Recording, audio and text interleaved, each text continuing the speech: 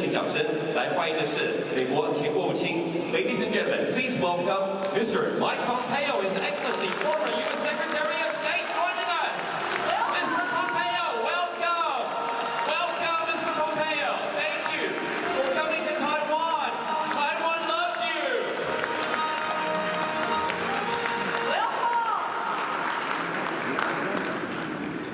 Hey, thank you. Good morning. Madam President, it's fantastic to see you again. And it's great to be with you. It's great to be outside of Taipei and get a chance to see another part of this great country as well. Thank you all for joining me. Thank you for putting this together.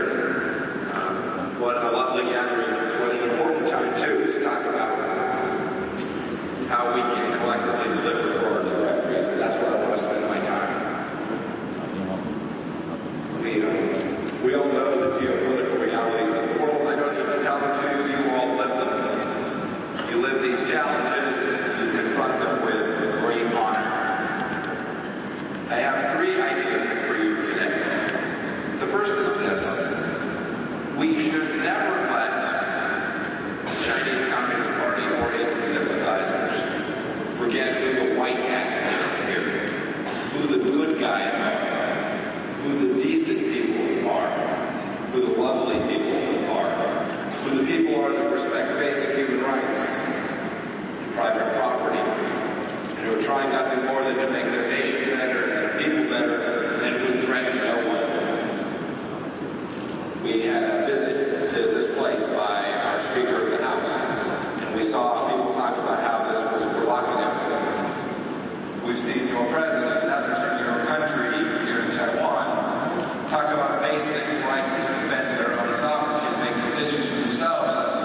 Some in the global news and many from the Chinese propaganda machine will say, this is provocative, this is threatening. We should never forget who's threatening. It is not the great people of Taiwan. It is not the United States of America. The only threat to this region, people who desire to upend what we know is right and decent and moral, is in fact the Chinese Communist Party. We should never equivocate. We should never put moral equivalence on the table. We should be clear and proud of that for which each and every one of us stands. Thank you, Madam President, for always doing that. My second idea is that sometimes it's easy to get caught up in the hubbub and forget the good work that we all have done. We always want to do more, we want to do better, we want to be stronger, we want to have a business deal. For those of you in the audience I know who live in the United States, we always want to get one more done. I get it, me too. We always want to improve our lot. But I want to urge you today,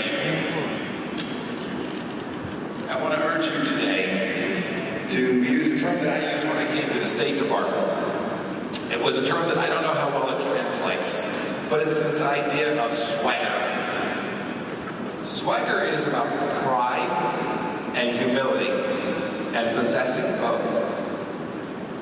Swagger is about fearlessness and courage and prudence and sharpness, but cautiousness. We can do these things. Swagger is an idea that says we should be proud of what it is that we have accomplished and what it is we're doing. We should know that we did this with lots of help, not just from ourselves, but our teams and our families and our companies and our businesses and our partners all around the world who deliver good outcomes for their own people.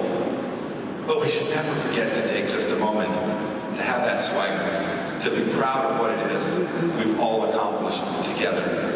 I'm counting on you to do that. You all inspire me each time I get a chance to interact with someone who's spent time in Taiwan and in America, or I get the chance to come to this special place that I love and more importantly value as an important partner for my country. We should all do this with the enormous pride that comes from the fact that we are right and we are decent and we are good. And we should never forget that. We should smile and bring joy to all it is that we do each and every day.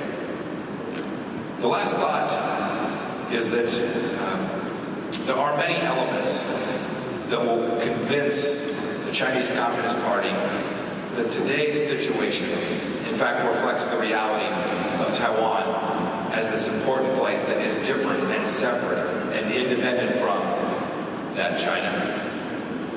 We should certainly do it as a security matter. You all have an important role to play there. And you all have increased your capacity to defend this place in ways that are important and special. It reminds me very much of what the remarkable people of Ukraine are doing even as we sit here today.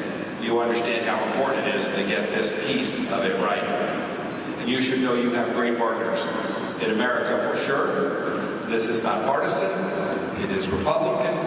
It is Democrat. It's progressive. It's conservative. It is every American who understands the important role that Taiwan plays as a frontline security partner, not only for America's security, but for peace throughout the world. We'll get that piece right. We should continue to work on that problem set.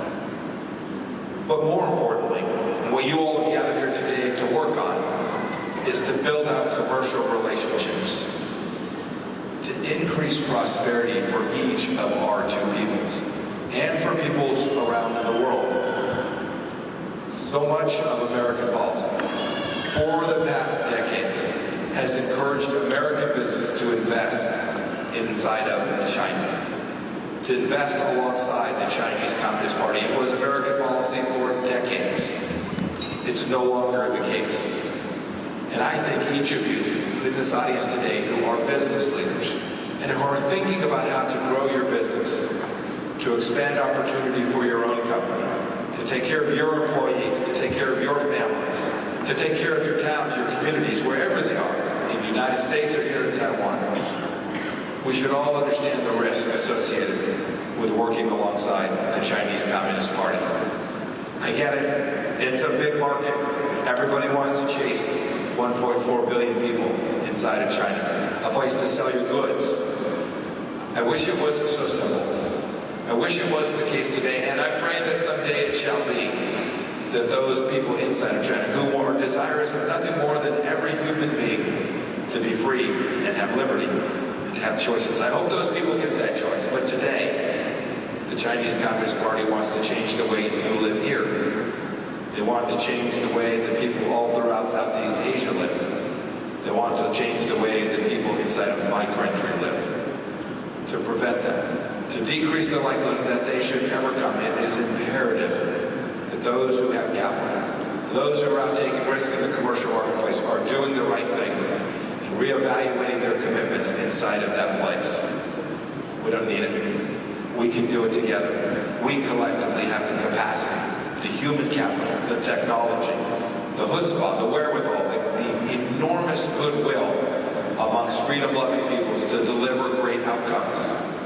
And when we do that, when we build this for ourselves, for our companies, when we build it for freedom and peace, then one day the people of the Chinese Communist Party will get to be part of that as well.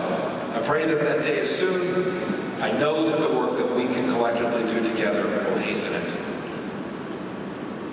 I'll close with this thought from someone who was, long ago, a young officer who patrolled the then East German border. I was a tank platoon leader in the United States Army. I left my post there. We patrolled what was then the Soviet Union, the edge between freedom and tyranny. And I left my assignment in October of 1989. I went on to my next duty station.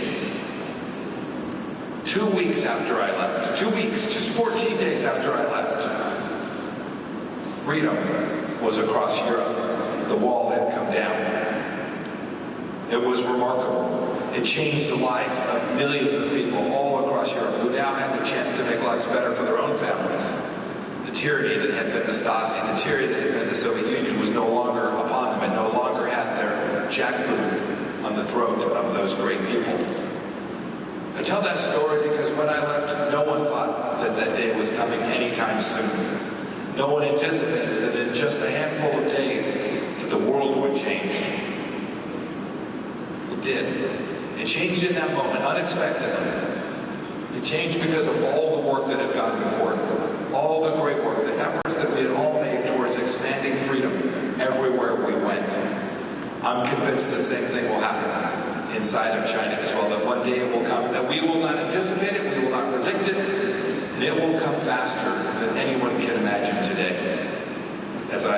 get a chance to meet you all and be in front of you and share your dreams with you, I am confident that the work that you are doing, that your great country is doing, will hasten that day as well, and that the swagger that the people of Taiwan should rightly hold will have created opportunity for all of us.